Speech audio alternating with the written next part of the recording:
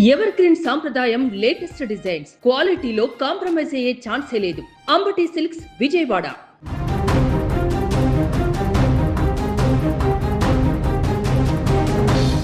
విజయనగరం జిల్లాలో ఘోర రోడ్డు ప్రమాదం చోటు చేసుకుంది. పూసపాటి రేగ మండల పరిధిలో జాతీయ రహదారిపై వేగంగా వచ్చిన ఓ కారు అదుపు తప్పి పాదచారులను ఢీకొట్టి ఆ తర్వాత ఆగి ఉన్న లారీలోకి దూసుకువెళ్ళింది. ఈ దుర్ఘటనలో 4 ప్రాణాలు కోల్పోగా మరొకరు తీవ్రంగా గాయపడ్డారు. ఈ ప్రమాదం అర్ధరాత్రి దాటిన తర్వాత జరిగినట్టుగా తెలుస్తోంది. శ్రీకాకుళం నుంచి విశాఖపట్నం వైపు వెళ్తున్నటువంటి కారు పేరాపురం జంక్షన్ వద్దకు రాగానే అతి వేగంతో ప్రయాణిస్తోంది. అదే సమయంలో రహదారి పక్కన టీ తాగి రోడ్డుపైకి వస్తున్న 2 పాదచారులను బలంగా ఢీకొట్టింది. అనంతరం నియంత్రణ కోల్పోయి సమీపంలో పార్క్ చేసి ఉన్న లారీని వెనక నుంచి ఢీకొట్టింది.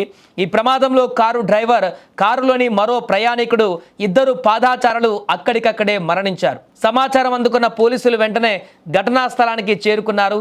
జిల్లా ఎస్పీ ఏఆర్ దామోదర్ కూడా ప్రమాద స్థలాన్ని పరిశీలించి వివరాలు తెలుసుకున్నారు.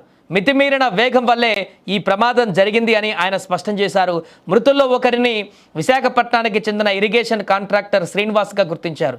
గాయపడిన వ్యక్తి బొబ్బిలికి చెందినటువంటి వారని, అతన్ని చికిత్స కోసం విజయనగరం ఆసుపత్రికి తరలించామని కూడా పోలీసులు తెలిపారు. ఇక ఈ ప్రమాదంతో కారు పూర్తిగా నుజ్జునుజ్జైపోయింది. జాతీయ రహదారిపైన భారీగా ట్రాఫిక్ కూడా నిలిచిపోవడంతో పోలీసులు క్రేన్ సహాయంతో ఆ వాహనాన్ని తొలగించి రాకపోకలను పునరుద్ధరించారు. ఇక జాతీయ రహదారిపై అర్ధరాత్రి లారీ డ్రైవర్ టీ తాగేందుకు రహదారి పక్కన నిలిపివేయగా వెనక నుంచి వేగంగా వస్తున్న కారు రహదారిపై నిలుచొని ఉన్నటువంటి 2 వ్యక్తులను ఢీకొట్టి అనంతరము లారీ వెనక భాగాన్ని బలంగా ఢీకొట్టడంతో ఈ యొక్క ఘోర ప్రమాదానికి దారితీసింది. ఒకసారి ఆ విజువల్స్లో కూడా మనం చూడొచ్చు ఆ ప్రమాద తాలూకా దృశ్యాలు ఎంత భయంకరంగా ఉన్నాయో. పూర్తిగా కారు నామరూపాలు లేకుండా మారిపోయినటువంటి పరిస్థితి, ముందు పూర్తిగా నుజ్జు అయిపోయినటువంటి పరిస్థితి కనిపిస్తుంది. అందుకే ఈ యొక్క ప్రమాద తీవ్రత కూడా పెరిగింది.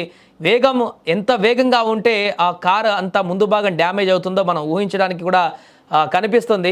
సో అక్కడ రోడ్డు పక్కన లారీ ఆపడం కూడా ఈ ప్రమాదానికి కారణంగా మనకు కనిపిస్తుంది. మొత్తం కూడా ఎక్కడైనా టీ తాగాలనుకున్న డ్రైవర్, లేదంటే ఇతరత్ర పనుల కోసం ఆగాలనుకున్నా కూడా రోడ్డు మొత్తానికి దింపేసి లారీలను ఆపాల్సి ఉంటుంది హైవేల మీద. ఎందుకంటే హైవేల మీద రోడ్డు సైడ్ కూడా ఆపడానికి ఉండదు, ప్రత్యేకంగా లారీ బేల్ అనేటివి ఉంటాయి.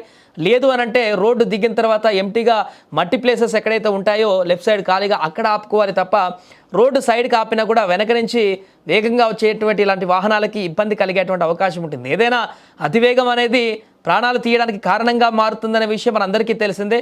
అందులో భాగంగా జరిగినటువంటి ప్రమాదంగానే ఇది కనిపిస్తుంది. సో అక్కడ లారీ ఆగినా కూడా కారు వేగం అంత లేకపోతే ఈ ప్రమాదం ఇంత భారీ స్థాయిలో ఉండేటువంటి అవకాశం ఉండకపోయేది. ఏదేమైనా 2 వ్యక్తులను ఢీకొట్టి అనంతరం ఆ లారీ పూర్తిగా ఈ రకంగా మారడం చేత, ఢీకొట్టడం చేత ప్రమాద తీవ్రత మరింత పెరిగింది. అక్కడ ఈ ప్రమాదం దృశ్యాలు చూసినటువంటి తర్వాత అక్కడ ఉన్నటువంటి స్థానికులు కూడా తీవ్ర భయాందోళనకు గురయ్యారు ఇంత దారుణమైనటువంటి ప్రమాదాన్ని చూసి.